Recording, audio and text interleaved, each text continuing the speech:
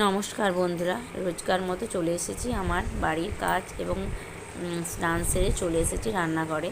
তো আমি অলরেডি ভাত বসিয়ে দিয়েছি আর সবজি আমার কাটা হয়ে গেছে।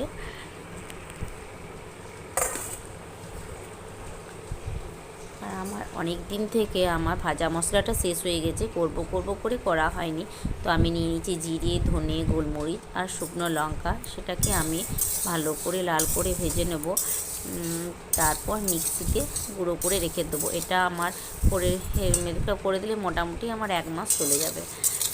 আর এটা এরকম করে আমি কাঁচা মশলাটাকে কিন্তু আমি গুঁড়ো করে রেখে দিই। আমার কিন্তু ভাজা হয়ে গেল, এটাকে আমি ঠান্ডা করতে দিয়ে দিই। ঠান্ডা হয়ে যাওয়ার পর আমি মিক্সিতে গুঁড়ো করে নিলাম। দেখুন আমার কিন্তু পুরো হয়ে গেছে ভাজা মশলা। আর ভাজা মশলাটা সেরকমভাবে তো দেওয়া হয় না, শুধুমাত্র এই কুমড়োর তরকারি বা রাত্রে যদি কিছু করলাম তো আমি ভাজা মশলাটা দিয়ে কাজ চালিয়ে দিই। একটা ডিব্বের মধ্যে কাচের বোতলে করে রেখে দিলাম। তো আমার ভাজা মশলা তো হয়ে গেল। তো আমি এরপর বাকি রান্নাগুলো করে নিই। তো এখন আমি বানাবো কামরাঙার পোস্ত, আর আলু দিয়ে ঝিঙে আর সজনে ডাঁটা দিয়ে ঝোল করব।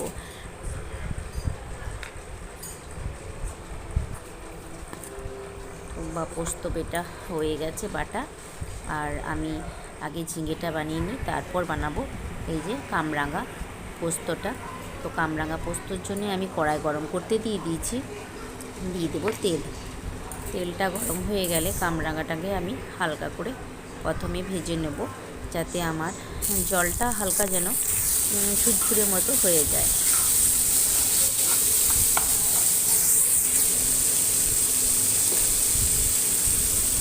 নুনটা দিয়ে দিলাম। আর আমি আজকে বেশি কিছু সবজি বানালাম না, কারণ আজ আজকে আমাদের নিমন্ত্রণ বাড়ি আছে আমার বাড়িরই চায়ের বাপের বাড়ি। তো এরপর জল দিয়ে ঢাকা দিয়ে দিলাম, কিছুক্ষণের জন্য ঢাকা দিয়ে আমি রেখে দেবো। তার জন্য আমি এই সবজিগুলোই বানালাম। আর আমি, আমার হাজব্যান্ড আর আমার ছেলে নিমন্ত্রণ বাড়ি যাব। তো আমার কামরাঙার পোস্তটা মোটামুটি রেডি হয়ে গেল। কামরাঙাটা সেদ্ধ হয়ে গেছে। এরপর দিয়ে দেবো চিনি, কারণ কামরাঙাটা একটু টক তো, তাই একটু মিষ্টি মিষ্টি হলে ভালো লাগবে। দিয়ে দিলাম পোস্তটা। তো দেখুন আমার কামরাঙা পোস্তটা কিন্তু হয়ে গেছে। আর আমার সব রান্নাই হয়ে গেল। এরপর আমি রেডি হয়ে নেব, কারণ আমি এবার আমাদের অন্নপ্রাশন আছে, তার জন্য যাব। তাই আমি রেডি কিন্তু হয়ে গেছি। আর রেডি হয়ে গেছি, এরপর আমি যাব। তো আমার সবাই রেডি হয়ে গেছে, আমার ছেলে, আমার হাজব্যান্ড। আর চলুন যাওয়া যাক। তো আর দেখুন আমার ছেলে মুখটা দেখাবে না, তাই ঝুঁকে পড়েছে। তো আমরা বেরিয়ে পড়লাম। আর একটু আমাদের বাজার ঢুকতে হবে, কারণ আমার তো কিছু গিফট কেনা হয়নি, তাই বাজারে একটু কিছু গিফট কিনে নেব। দেখাই যাক কী কেনা যাক। তো আজ তো বৃহস্পতিবার, আমাদের এখানে দোকান আরে বন্ধ থাকে। তো আজকে বিয়ে বলে খোলা থাকতে পারে। আর আজকে বৃহস্পতিবারে হাট বসে, তো একটু বাজারে ভিড় আছে মোটামুটি। বিয়ের জন্য খোলা থাকতেও পারে। আর অন্নপ্রাশন বলে ভাবছি একটা থালায় কিনবো। বাজার একটা কাঁসার থালা নিয়ে নেব। তো বাজার আমি কিন্তু ঢুকে পড়েছি। বাসনের দোকান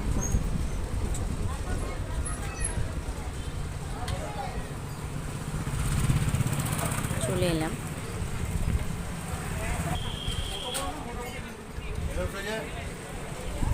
এই থালাটা পছন্দ হলো, তো ওজন করে দেখা যাক কত দাম বলে। 385।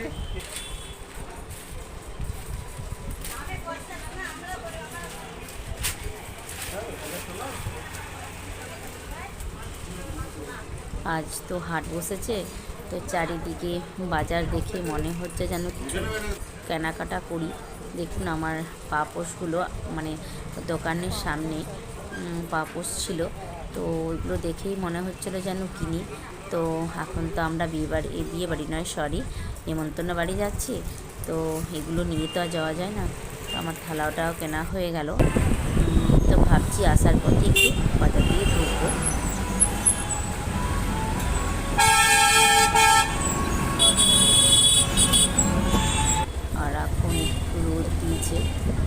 আসার পথে, মানে আসার সময় 4টে বেজে যাবে আসতে।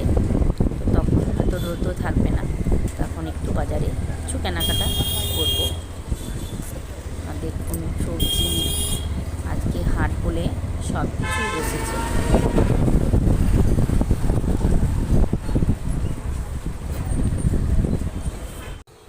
চলে এসেছি আর আমার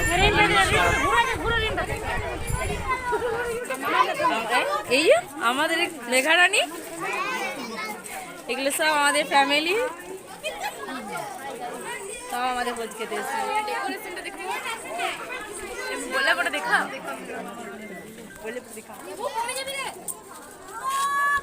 এটা আমার জায়ের বাপের বাড়ি। চলুন ভেতরে ঢোকা যাক।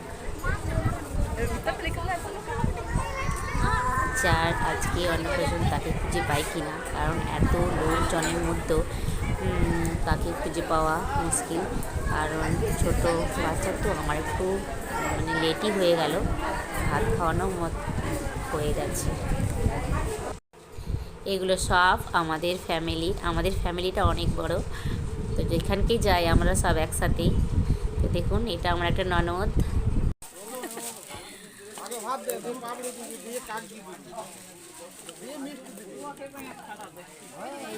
জ্যোতি এবার বাড়ি যাওয়ার জন্য বেরিয়ে পড়লাম, একটু বাজার দিকে ঢুকবো, কিছু কেনাকাটা করবো। আমার ছেলের জন্য বেলটি কিনছি, বাবা পছন্দ করছে। এই লকগুলো কেমন আছে? এই লকগুলো পড়তে পারিস না? এইগুলো না, এগুলো লক দিবে, লক ইন্টারলক এরকমই চাই, একটাই আছে ওইরকম নাকি? একটাই আছে। সেদিনে ওরকম দেখতে গেলাম, ওরকম একটাই ছিল।